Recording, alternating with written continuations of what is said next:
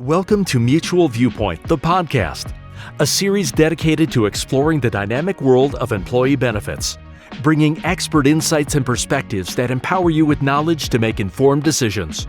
Brought to you by Mutual of Omaha.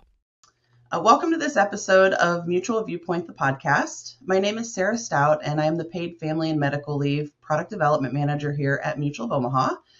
To give a little background on what my team does here at Mutual, we work very closely with our compliance team to monitor state laws and regulations as they relate to state-mandated paid family and medical leave programs.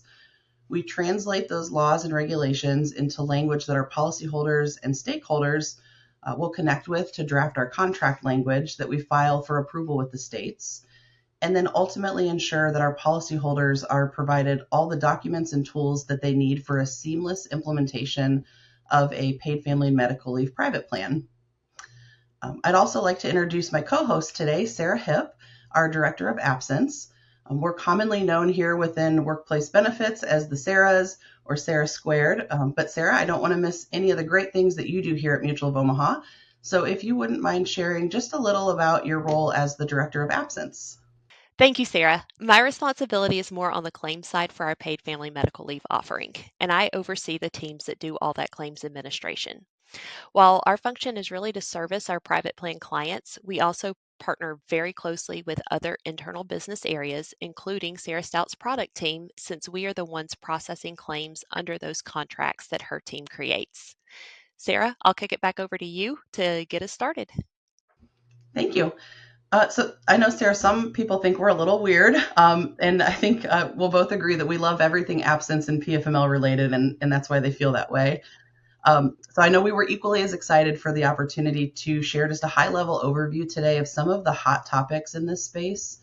Before we do that, though, I think it might be a great idea to level set a little bit on just what is PFML and why do you think it's so important in that absence space? Absolutely. So PFML is a state-mandated benefit that allows employees to take time off work to tend to certain life circumstances. These circumstances can vary by state, but typically what we see is that it includes an employee's own medical needs or kind of similarly caring for a family member with a medical condition. The most common reason we actually see on the claim side is bonding with a new child, and that can be either following birth, adoption, or foster care placement. Some states also include qualifying military exigencies or even safe leave if an employee needs to take time away from work to address situations related to stalking, sexual assault, or harassment. I'll also add, just to talk a little bit about PFML here, that there are currently 10 states that are actively paying benefits through a mandated program.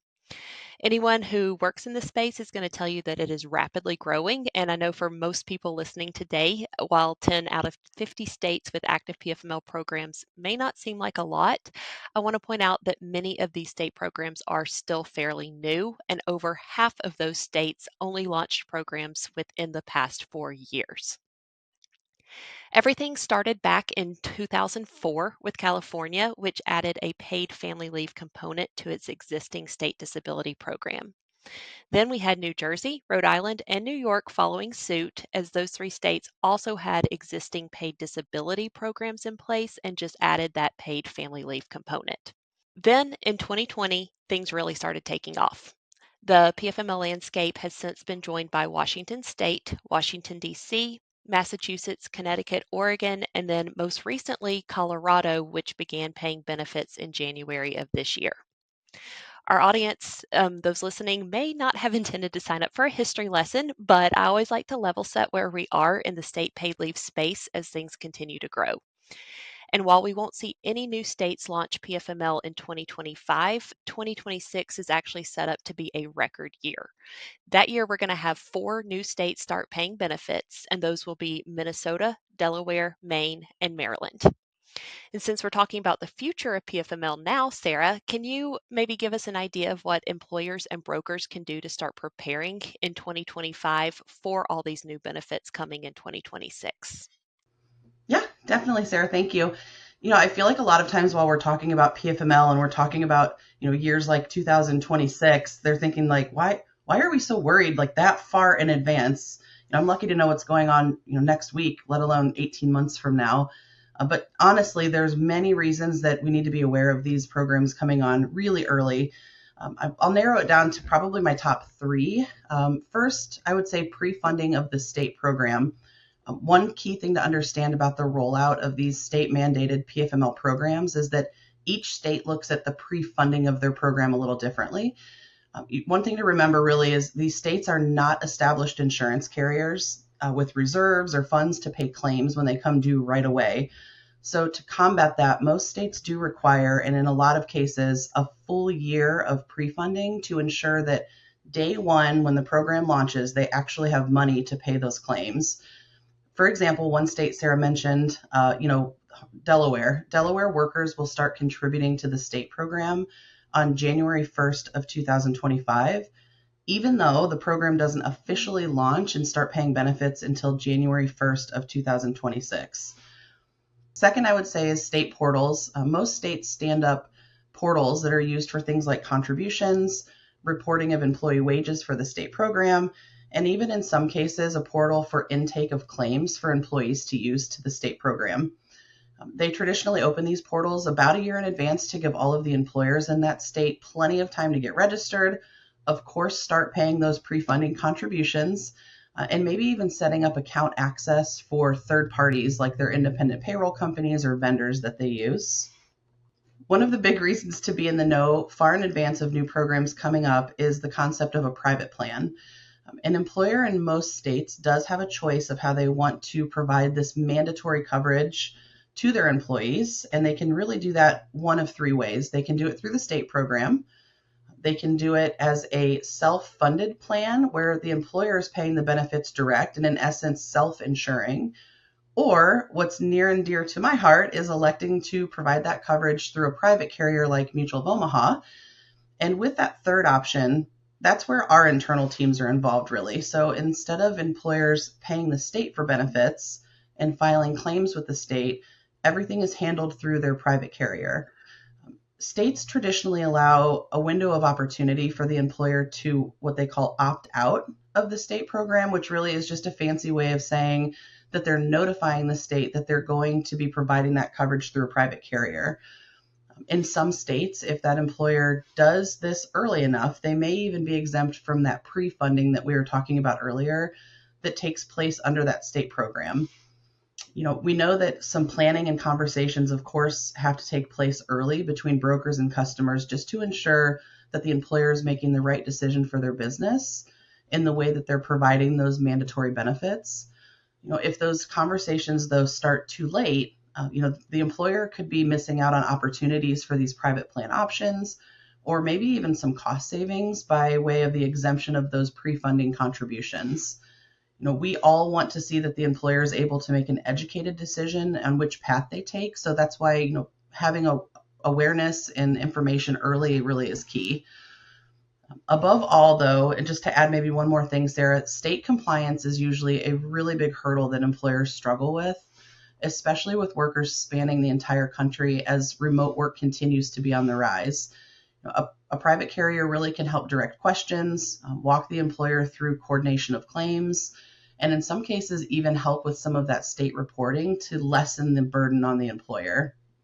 Another thing that comes to mind, Sarah, and I know I get a lot of questions about the coordination of different leave types and how all of these different leave programs interact with each other. Can you expand a little on that and include maybe the million-dollar question that I know both of us hear on a daily basis?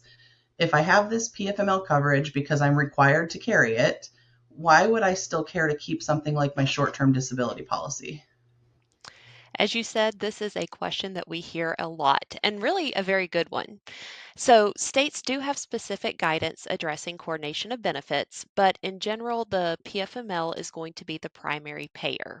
And then, if the employee is eligible for any kind of short term disability benefits, they could run concurrently, but the disability policy is going to offset any amount that the employee receives under the state program.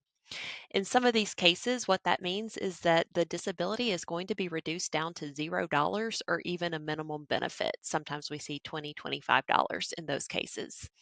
This, for that reason, is exactly why employers or their employees would raise the question of why do we even keep this disability in place? From our experience here at Mutual of Omaha, we really see three scenarios where keeping short-term disability benefits might be valuable. So first, you have higher income earners.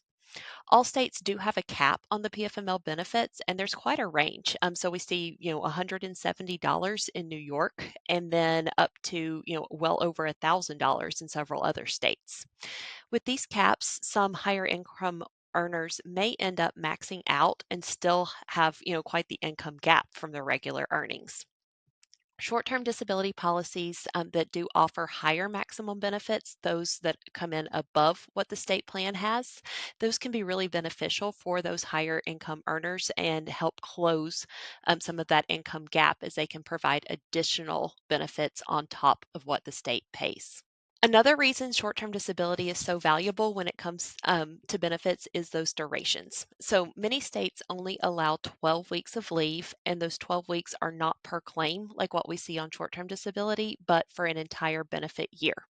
So if you have a situation where an employee has multiple claims for different reasons, or they might have a medical condition that requires more than 12 weeks off of work to resolve, the short-term disability benefits can kick in and there would no longer be an offset once the employee has exhausted all those benefits under the state plan. Finally, in today's world, as you mentioned a few minutes ago, Sarah, the employers are really operating across multiple states, and especially with the rise of remote work, they're going to have employees all over the country. So they may have employees in multiple different PFML states, and then also have employees in states that do not offer any kind of mandatory benefits. These short-term disability policies can really help provide equity across the benefits for an employer's entire workforce, and that's something that we really see that employers are wanting to do. We've covered a lot of ground already in a short amount of time, Sarah, so I just want to kick it back over to you for a few minutes to see if you have any parting words of wisdom to offer our viewers when it comes to paid family medical leave. Great. Thank you, Sarah. Yeah, and that's great information. I agree. Those short-term disability policies, understanding the ins and outs and why they're still important is great to share. So thank you. So parting words of wisdom, I'd have to say, don't wait. Act early and ask questions. I know here at Mutual of Omaha, we have an incredible team of experts that are excited to walk through this product each step of the way and really take pride in providing education on a topic that is often viewed as complex because of those state laws and regulations.